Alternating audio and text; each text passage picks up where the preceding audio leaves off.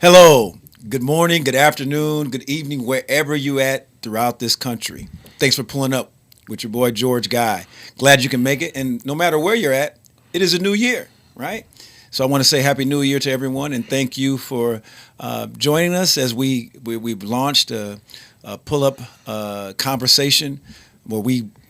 So I like to start by talking about where the pull-up comes from. I mean, the pull-up is really about, no matter where you're at, you say, hey, I'm gonna pull up on you, and that was a fun thing. For me, I use it as a gesture on social media when I would pull up to exercise, and so I would always try to give you visuals of what it looks like when you're actually going to prepare, and I would be funny, and I would talk about a certain song and those type of things.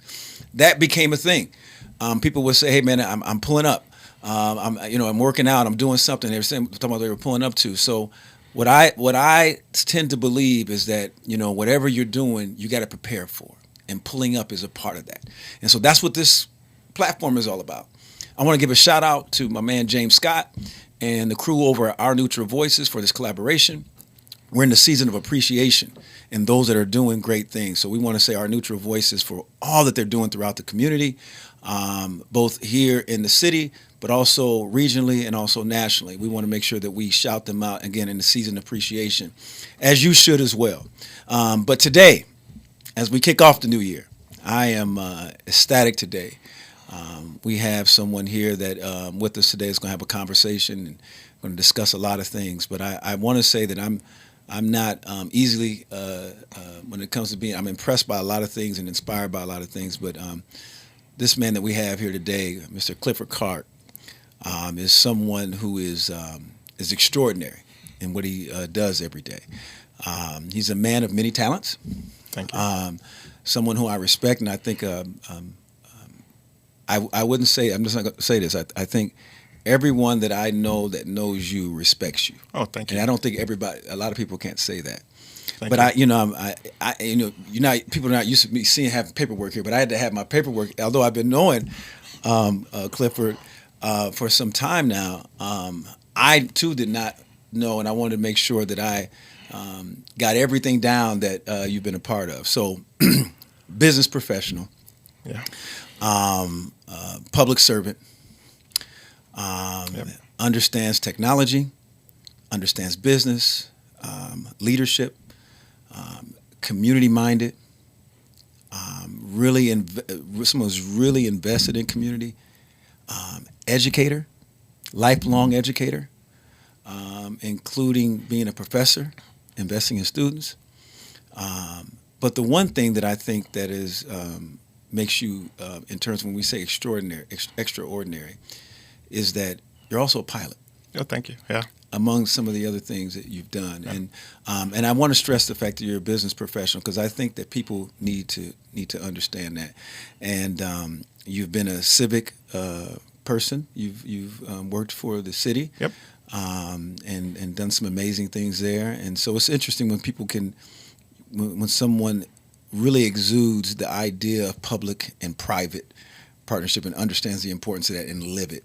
So with that being said, ladies and gentlemen, I'm going to introduce you to some, but a global leader himself, Mr. Clifford Clarke. Thank you. Thank you. It is my pleasure and honor to be in this conversation with you. So I'm looking forward to it, to share. I think a lot of people know one facet of me, and then they know a different facet of me. And I doubt in our time frame we're going to be able to cover the various different pieces, but I'm looking forward to the conversation. So how are you, man? How's things going? I'm doing good. I often say that I am blessed. Mm-hmm. I feel that way with all the things that's going on in the world today, with so much discord. I look at where I am, where my family and my friends are. I would say that I am blessed, but we got work to do. Yes, I mean, there's a lot going on. There's a lot going on. We got work to do. And Cliff, you're in a lot of circles, man. Mm-hmm. You don't mind me saying this. I mean, you're on the bank board, and people don't know that banks have boards. Yeah. Board of directors, and you're on a bank board. So from a finance side, you understand that from a community level. Of course, you're a consultant with your consulting company, and you're in the education space. Now is a time. That's why I thought that this platform was important for people to understand. I mean, what is the responsibility that we should have right now in terms of particularly in the Black community? Yeah. In terms of where should we, because you're an entrepreneur, where should our efforts, you're thinking right now about this moment? Yeah, it's interesting. I really feel strongly that we need to set good examples and we need to mentor. We need to course correct where necessary, because I think that a lot of opportunities pass us by where we could have done something and we didn't. Sure. On one quick example, I teach a course. I teach a variety of different courses, but this particular course was project management. And in my class, I had two individuals who were athletes. And oftentimes, depending on the educational institution that I'm with, I have a lot of athletes in my class. And we're here in Fort Wayne, so you could probably try to narrow down which one of the institutions there are. But the bottom line is that there's no NCAA Tier 1, Division 1 school inside Fort Wayne. Right. And even though these individuals are great athletes and everything else like that, and they want to perform high as an athlete, I just try to keep reminding them that your scholastics are so very important, because after your athletic career is done, you're going to rely on your scholastics to do whatever it is that you want to do. So I try to encourage them, particularly for African American men in my class. I try to encourage them to pay attention and to do good work and not pass this opportunity to get a good education. Right. So we know you're about service and advocacy, and of course, I should have mentioned this. Cliff and I are part of Alpha Phi Alpha Fraternity Incorporated. We have to say that. That's absolutely. But I say that to say that, much of what you just said is about service and advocacy. That obviously comes from somewhere. I introduce you as a global leader, and you're a modest person at best, a very humble person. But Cliff is a global leader. He works around the country and probably does some international work. So I wasn't being facetious when I said that. It's clearly what you do. It had to start from somewhere, Cliff. Yeah. And I ask folks when we come and have these conversations, because I think that there are people in our community particularly, they get confused on where they're at in life, and because they don't see a lot of variety or diversity. You talked about sports, and so sometimes people just see what's on TV, sports, but there are many people doing many things. Yeah. And you're one of those people. So talk about where did that start? Yeah. Where did that come from? Yeah. Now, I know you're in Indiana now, but I know you have some roots. Absolutely. I'll talk about that. So talk about that, where that come from, and talk about in the sense of what kind of upbringing, what kind of child was Cliff? Yeah. Clifford. So my roots, my parents are from the West Indies, right? My father was born in Jamaica, and my mother was born in Panama. So the family as a whole was from the West Indies, and during the time of building the Panama Canal and doing things of that nature, my mother's side of the family migrated to Panama to provide military police and things like that. So that's where my mother's side, that's where my Latinx type of thing, even though I don't really claim that too much, but I mean, I have that Panamanian background too. I grew up in Brooklyn, New York, right, to my both parents being there. My father was a chemical engineer, third class. Basically, he studied and passed the licensing exam for the state, and it was in New Jersey at the time.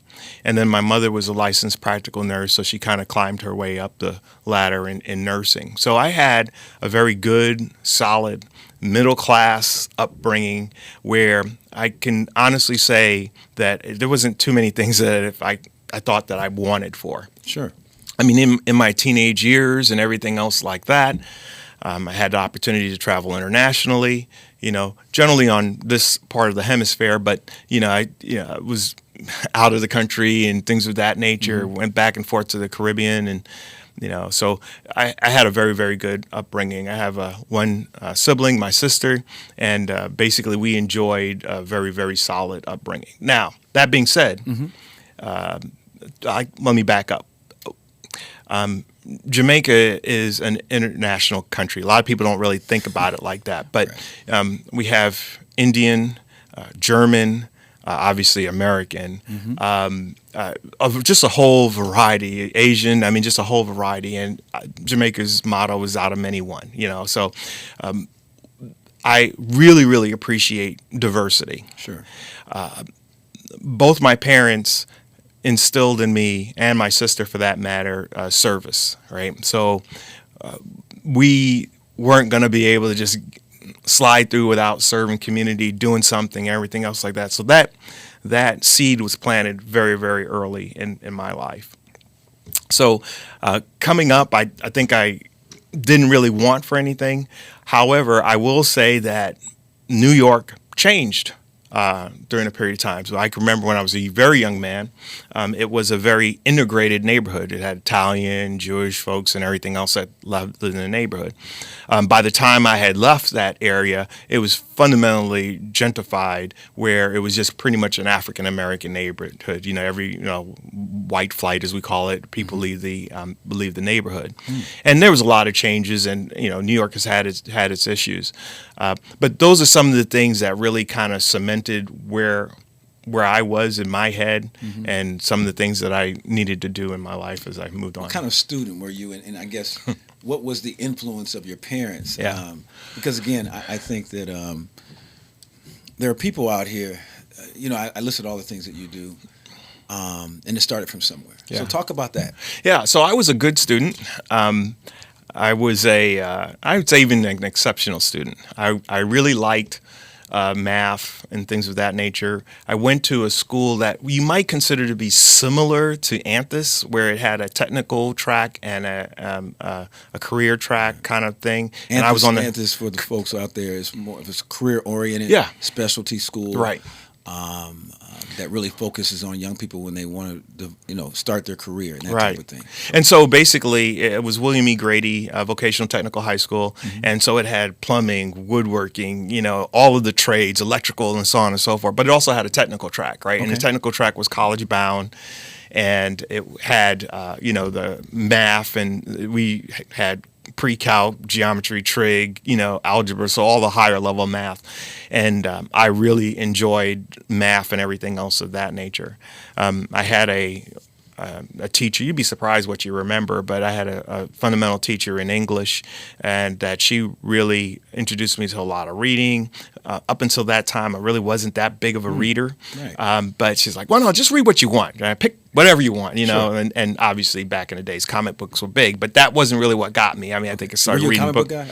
I was. Okay, yeah, good. Marvel, of course. Okay, Marvel. Yep. Iron Man and all that other stuff. Right. Absolutely. We digress. Yes, no problem.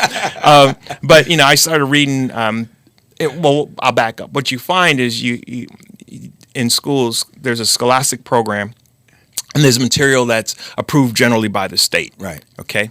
And, I know we're part of the issues right now is what makes a ban and this, that, and the other. But, you can imagine that the material that was given as part of the program was probably had very little to do with my heritage or anything that really excited me. And I started reading books on, like basketball players, and Dr. J was big in my day. So, it's like, where his journey and things of that nature. Right. So to shorten the message, I was a good student academically. That had its pluses and its minuses, because in high school, everything came easy from a scholastic standpoint, and that had a little bit of a hiccup by the time I got to college. But I was really good academically. I was very inquisitive. Sure. Like I mentioned before, my father was an engineer, and I was in the technology side. So like the audio was my big thing. So I started disc jockeying many moons ago. I didn't even mention that. It's a pull-up moment.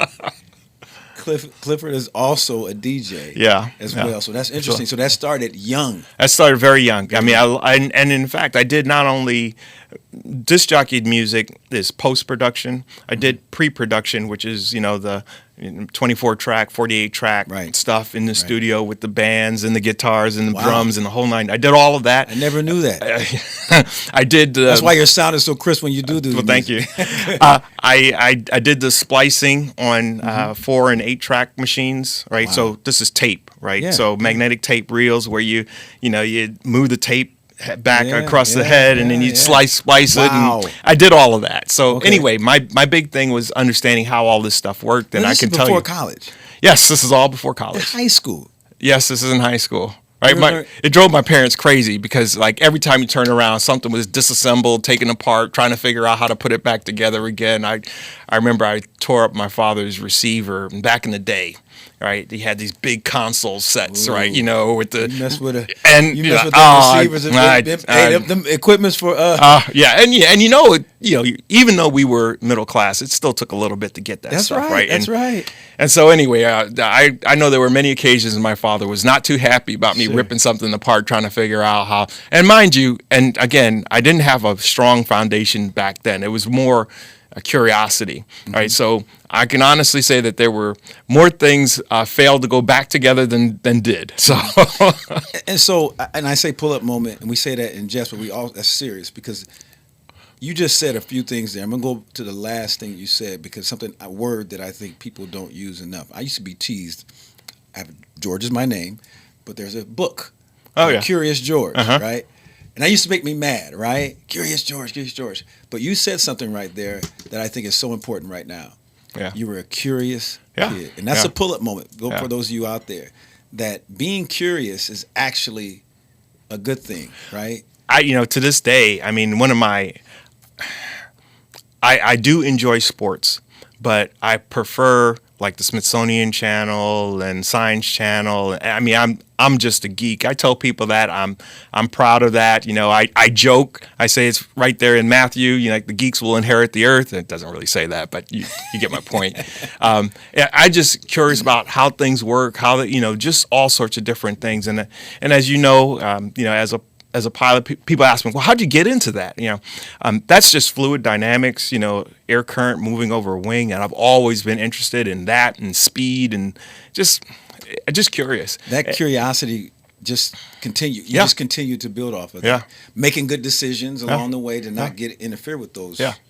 And being a dreamer. Yeah. Right? I think that's part of that too, right? And I think that's another good thing that one of the things, and as you know, do a little one-on-one coaching with individuals and stuff like that. And I often tell them that I got this from one of my mentors too, but also from my parents and things like that, to kind of put your stuff down, right? Put your affirmations down on paper and things of that nature. Actually, I keep a copy of one of the older ones that I had done with a mentor earlier.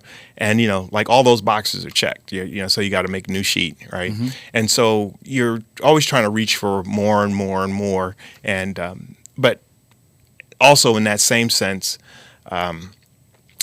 Spider-Man, to whomever, whatever's, for those are given a lot, have a lot of responsibility, right? And so, always back to community and things of that nature and sharing. That was one of the things. I mean, we were a middle class family, but we come from the old school, waste not, want not. A lot of hand me down stuff and things like that. I mean, if it was still viable, if you couldn't use it, is there somebody else that could use it and things of that nature? So yeah. So this curious person, and I like the fact that I don't think we do this enough. You talked about your parents in such a way in terms of what they were and what they were outside of being your parents. Mm-hmm. I think we don't talk about lineage enough, right? And how you described that part, like where they were from and actually, I don't think that we do that enough in our community, right? Yeah. It kind of starts and ends with us. Yeah. It doesn't, because you're influenced by your surroundings. That's right. And my surroundings, again, I had a blessed upbringing. I mean, I wouldn't say it was the easiest by any stretch of the means. I mean, you joke about Curious George. My thing was Clifford the Big Red Dog, right? I can't tell you how many fights I had to get into over that name, right? And then I wasn't a heavy kid. But I was tall. I was always kind of tall. And even though now at 6'3" and shrinking, as I say. I'm not tall anymore by today's standards, because kids get more time to grow up and grow bones and everything else of that nature. But with that being said, I played basketball. I mean, that was one of my favorites, right? We played basketball, we played football in the street, and baseball, really more like stickball and things like that. So, yeah. So those things are important. So you have all this rich in history, rich in culture, growing up curious. You go to college. You come to Indiana. You said you played ball. I didn't play basketball for Indiana Tech, but I played basketball while there, and that was a big distraction that I had to learn my way through. Sure. Yeah. So you go to college. You end up getting 2 degrees and doing a lot of other educational things. Talk about that. Talk about that part of your journey leading up to now, like how that all informed and guided you to some of the things. I mentioned some of the things that you've done, but there's people out there that need to hear that in terms of your walk, in terms of it, and how similar that their thoughts are in dreams. So this curious guy, how does this professional, how do you do all that? Well, this is one of the stories that I share oftentimes. I mean, probably not as publicly as I'm going to share it here now, but I started my academic career as a EE, electrical engineer, because I wanted to design amplifiers, sound equipment. Sure. Okay. Back when I was coming up, right, the top would be to have your name on something. Right now, there are companies like Sony where you don't never know who designed something, but there are other amps and stuff that are actually named after people, like Macintosh and Carver and things like that. Right. And that's what I wanted for myself. I wanted to design an amp circuit, amplifier circuit, and I was learning technology and diodes and discrete circuit boards and that kind of stuff. And that's what I went to school to do. Well, I mentioned the fact that I was a really strong academic student in high school. I had very poor study habits, and I took my very poor study habits, because everything came easy to college. And both my parents, they provided me everything that they could possibly provide me, but I was first gen. So they didn't really understand everything and all the options. All they knew was you were going to go to college, and that's it. Nothing else said. In fact, the reason why I didn't play basketball at school on the team was that was a no-no. Like, school is for education, basketball is for leisure. You're going to go to school. We're not letting you do that. So I didn't go out for the team or anything, because that was just the way it was. Anyway, I'm going to shorten the story, and I'll save it for somebody to ask me on a personal basis. But my first year was not as academically successful as it should have been. My first semester. Sure. And then my second semester, instead of having the knowledge or the coaching to say, hey, look, you need to take a pause here, right? Let's regroup and start again fresh. The pressure to graduate with my peers made me continue on into the second class, and this was calculus that kicked my butt, that I should have had a stronger foundation in the first class. Right. And then, I passed in the first semester. The second semester, I flagged it, or I got an F. So I failed the class. And to make it up, I tried to do it over the summer, right? And that's a recipe for disaster. And I talked to young people going to college first year and stuff like that. I was like, hey, look, if they give you 16 weeks to do something and you can't do it in 16, it's probably not practical to try to do it in 8. Right, because the summer semester is shorter, and you don't have the support services. Now, remind you, this was a long time ago. This was back in the 80s, right? So the support services that you would normally have during the fall and spring semesters are not generally there in summer. It's pretty much dead and quiet. So all the professors and administrators and all that stuff were not there. Plus, now you got to figure out how you're going to pay for stuff, transportation, food, housing, stuff like that. So I worked, and the money was good, and I worked and worked and worked. Now, mind you, that's another. If I was to say there's a pull-up opportunity, a lot of times we young men, particularly young black men, get distracted by the dollars, and it's temporary. Definitely a pull-up moment. Let's go. Right? Let's go. It's a temporary dollar amount, right? You're thinking, man, I'm making it, right? But it is fractional. in the comparison if you were to complete the journey, right? To get your education, to graduate, to go on to other bigger, better things. And, I could have been stuck like a lot of young people that I see. You get a little job, you get a piece of change, you can buy the things you want. You got some nice clothes, some jewelry, a car, that kind of stuff. And you're living. Right. And there might be even some opportunities within the organization to kind of go, but they just kind of fell into it. They hadn't really planned it all out. And then they get kind of stalled. Right. Whereas if they had continued on, that they probably would have outperformed financially where they were right then and there. And I think, again, folks, the pull-up moment is that, you can get engaged with something that seems good temporarily. Right. And so often that happens to us because you probably never seen that before. Bingo. Particularly the money. Bingo. And you're like, man, this is it. Yeah. Right? I have friends, right? Could have been doctors or lawyers or attorneys. And I'm not just talking about the illegal things that they had chosen to get themselves to. That's part of that, right? Yeah. So that's why I say it's really to think about that psyche of someone who says, oh, this is cool now, right? This is something that I never have, and you get stuck in that, right? And it's like a dream deferred almost. You don't get out of that in that cycle. So definitely a pull up moment on that. So to finish off the academic, so needless to say, I did not finish, and I'm a technologist, right? I did not finish with a double E degree. I ended up changing my major. It's the funny part. I tell people this all the time. I still ended up having to take the calculus, so I still passed calculus. But okay, good. I ended up changing my track to computers. Okay. And again, this is the 80s and stuff like that. Wow. It's still early. I mean, we had a computer lab with like 4 computers. You had to book an hour on it to do your programming and stuff like that. I mean, that was all the computers that were around. Right. And so it was very, very early in that time. And I would say that was probably one of the best changes in my trajectory that I had. I probably would have, and you never know, right? It's like the path you didn't take, but I could have had the dream of getting to a company, designing an amplifier circuit, maybe having my name on it, maybe getting some royalties, and being absolutely positively satisfied with that. But I think the opportunity to go into technology and everything from, obviously simple programming to all the different technology that I like, some that I like today and some of them that I don't like today, all the way to where we're at right now with artificial intelligence. And this is, we're just scraping right now. I mean, there's so much more coming on the backside. So it ended up being really, really good for me. And I said, I'm blessed. So you come out and you're doing computers, and I would like to say that one of the things that I think is important, you tell a story, is that there was something inside of you that was driven, that allowed you to be successful. So now that you get the degree in this, and then you become successful in this, because you said there was no regrets. You made the switch, and you get a chance to work for a Fortune 100 company. Mm-hmm.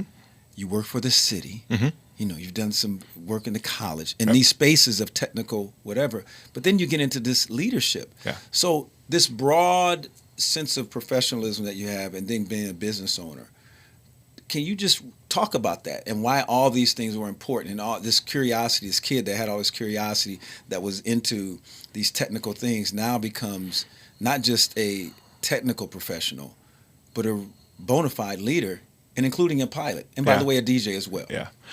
Wow, there's a lot there. So back to a little bit of heritage, right? There's cultural jokes, that have some sense of truth to it. Being West Indies from Jamaica, right? The joke is, you only have one job? What? Like I got 5 jobs, right? I remember that skit on the So the bottom line is that, I mean, my father, even though he was a chemical engineer, he was also an entrepreneur. Okay. Right, we had property in New York. Sure. We owned houses and stuff like that. Okay. And it was always in me. Pull up moment. This is, a long time ago, right? Yeah. And There were entrepreneurs back then. Yeah.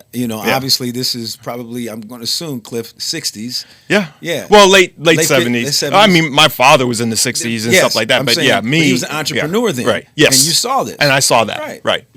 I probably grew to appreciate it closer to the 70s, early 70s. But the point of the matter is that, it was also brought to me that, hey, look, you need to own something. You need to, and that was a drive, right? And so I needed to own my own company or do my own thing or something like that. And that drives me even yet to this day. Mm-hmm. So basically, one of the things that I kind of moved through in my life and my career is like, okay, what if this doesn't work? What's your backup plan? How will you do this? And I joke with people that I feel very confident in my ability to continue to do things, that I don't feel trapped. I've done so many different things. And so, Fortune 100, Lincoln Financial, I had a great career there. Some of the work that I did at Lincoln Financial led me to K&K Insurance, and I did some really nice things there with people. And I do need to say this because nobody does it by themselves. So I don't want anybody to hearing this think, oh man, superstar and did everything by themselves. No, there's other people around me that helped me and mentored me and that kind of stuff. I mean, I think of a lot of people. But anyway, so K&K back and forth in and out of Lincoln, and from Lincoln, I was climbing the corporate ladder at Lincoln and so on and so forth. Opportunity came up with the city of Fort Wayne with Mayor Richard and Graham Richard. And I became the city CIO, or Chief Information Officer. I did that for a few years, transitioned into the Henry administration. I'm very open about this. I had two different styles of leadership between Graham and Mayor Henry. And we separated at that point, maybe about a year into the Henry administration. And then while I separated from there, I got a call shortly thereafter from a friend who says, hey, look, come on over to Ivy Tech. At that point in time, I had already launched my LLC. So I launched my own company. I was doing consulting. I was working. I was flying back and forth to Washington to do work with Public Technology Institute. I was doing CIO work with the state of Maryland for Maryland National Capital Parks and Planning Commission. I was doing educational training back and forth, one in the East Coast, then we go out to LA, we do one in the West Coast, and just kind of nurturing and building the next layer of technology leaders and things like that. So these were IT directors, CIOs, and things of that nature in the government space. I still do stuff like that. With CIOs and IT directors, but more locally, more regionally here in Northeast Indiana, Northern Indiana, anywhere from Allen County to St. Joe County, which is South Bend. But all of that to say, right, all along I was like thinking, okay, what is it that I like to do? Because I always felt that if I liked doing it, then I would be good at it, and I would be good financially. So back a long time ways, I had the DJ thing going on, and this is a short one. I called it Paradise Incorporated. That's from the Bible, because paradise is very nice. That was my tagline. That's actually a line that LL has. Exactly. Yep, nice. LL Cool J. Yep, he sure does have that line. I think that song came out after mine, but I never really claimed it, so right. Okay. I never really had the trademark on it, but LL did have it. That's right. And I kind of hear it in my background here. But anyway, the point of the matter is that I came to college, right? So I already had that company going, and we were doing block parties and stuff like that. So again, pull-up moment. He had a business while he was in college.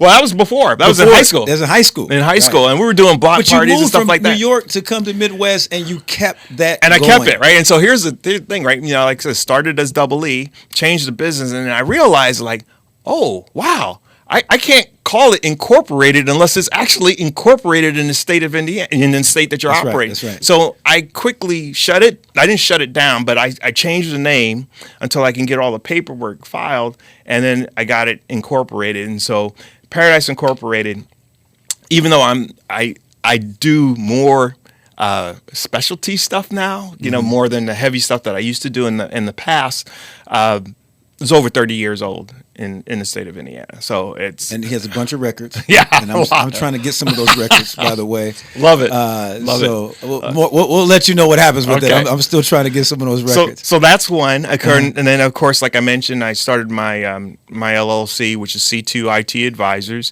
and again, I do all sorts of different things. Generally, I tell people it's on the higher order of stuff, right? So governance, IT security, enterprise project management, those types of things. There's plenty of folks that will do help desk and websites and things like that. So that's not my space. It's usually, as I say, around the board table type stuff, board advisory work, temporary like virtual CIO type stuff. And then I have other entrepreneurial things that I do, and some real estate and that kind of stuff. So I have a whole mix of different things. He's being very modest. This guy's like investments out the world. I mean, really global person in general. As we close here, the pilot thing. Yeah. And I'm speaking directly to the camera now. Yeah.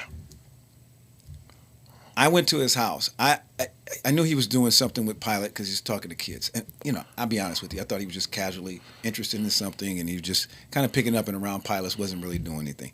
You heard him say, if you didn't catch it, he said he was flying to one place to another for this work that he was doing. He's a pilot.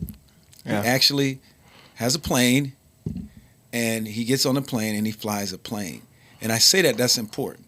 I had a lot of great images growing up. I was fortunate and blessed. I never knew someone that looked like me that was a pilot. Yeah. So I'm talking directly to the camera, and I just want you to speak to that. Yeah. How did that start? Real quickly, how did that start? Obviously, we know you're a dreamer. We know that all these different things. Right. What was involved in that? So the short version was, again, as I was moving my career through Lincoln Financial, as anybody who's in business knows that the pyramid gets kind of tight at the top, right? And so you got to look at your seniority and where you're tracking and how fast you move and stuff like that. And again, I was driven, and I was thinking to myself that, hey, I'm going to need to consult at some point, right? I like coming from Brooklyn. I fell in love with the Fort Wayne community. Not initially, right? I tell people that right off the bat. It took a little while, but I fell in love with Fort Wayne, and I said, I want to raise this family. I was my wife, and we had kids, here. And my wife knew that I always talked about flying and everything else of that nature, and so I credit her with presenting me my discovery flight. She did it really, really nice.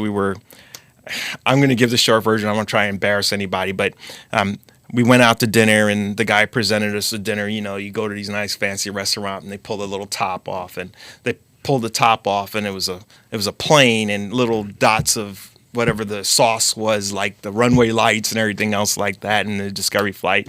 And even her friend says, you just better watch out, because once you turn Cliff onto this, it's like it's over and done with. Right. So anyway, I knew that if I wanted to live in Fort Wayne and willing to drive to consult, it would probably be about a 3-hour circle, right? So, you're talking Cincy, Toledo, Dayton, maybe Detroit, maybe Grand Rapids, possibly Chicago, Indianapolis. Those are the areas, right? You draw that same 3-hour circle, and you're on the East Coast.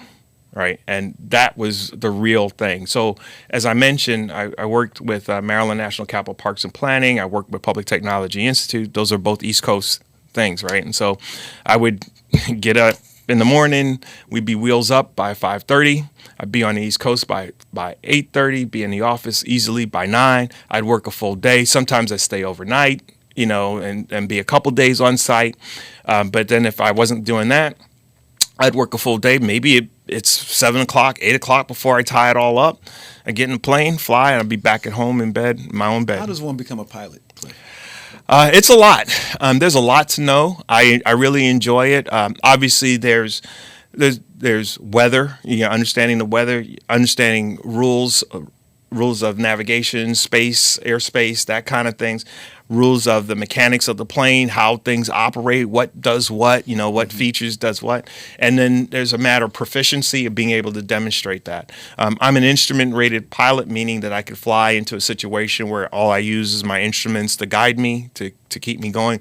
There are a lower level is a visual pilot that has to have a good, clear day to be able to see. So wow. The instrument rating allows me to fly in weather that maybe not the greatest at times. So I told you all, this is, he talks about this stuff like, as a matter of fact, you heard him talk about this kind of stuff. But I think what was interesting is that you had used the word curiosity. This has really been a true pull-up moment, pull-up interview. Everything that I said that you represent is someone who has lineage, but was allowed the space to dream, create, imagine, and be curious. So in this moment right now, because I know you care about this, can you take a minute to speak directly to the camera and say, and I'm putting you on the spot, but what would you advise? I mean, you're in the entrepreneurial space. You've been in the community space, public space, as a public sector person. Why are all these things important right now? What would you advise someone out there right now in terms of maximizing those spaces? Yeah, I would say that it's important to take the opportunities. Now, opportunities come and go. It's not like it's just one opportunity and you're done.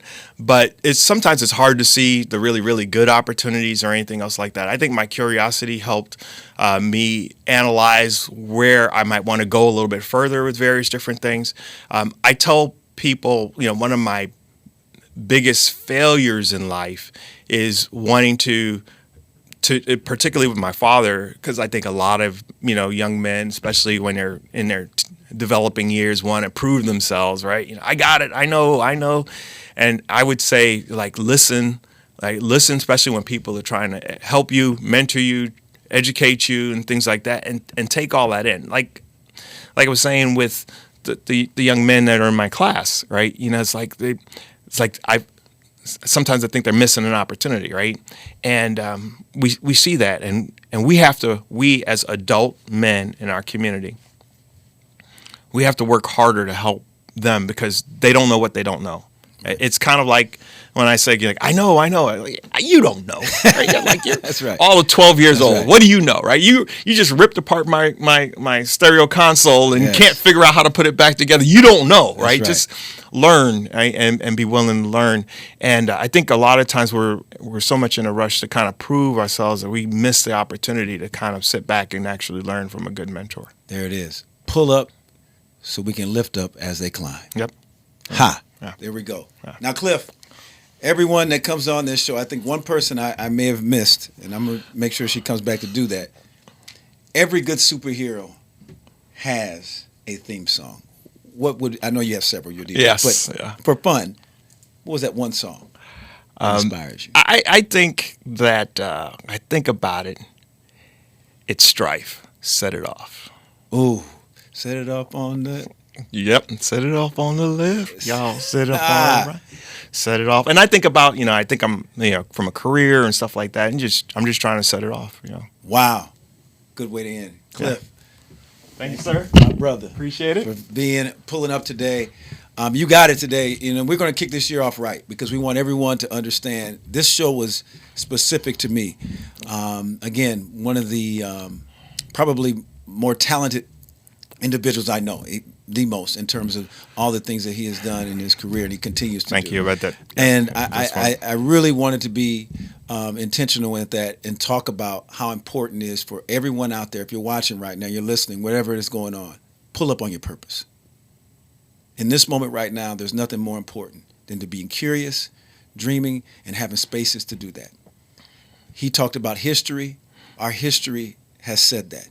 We're just like anyone else in terms of what we've done throughout the world in terms of our community. And it's there. It's there for you. And I know all of you that are out there watching right now, you have talent and abilities to do it, right?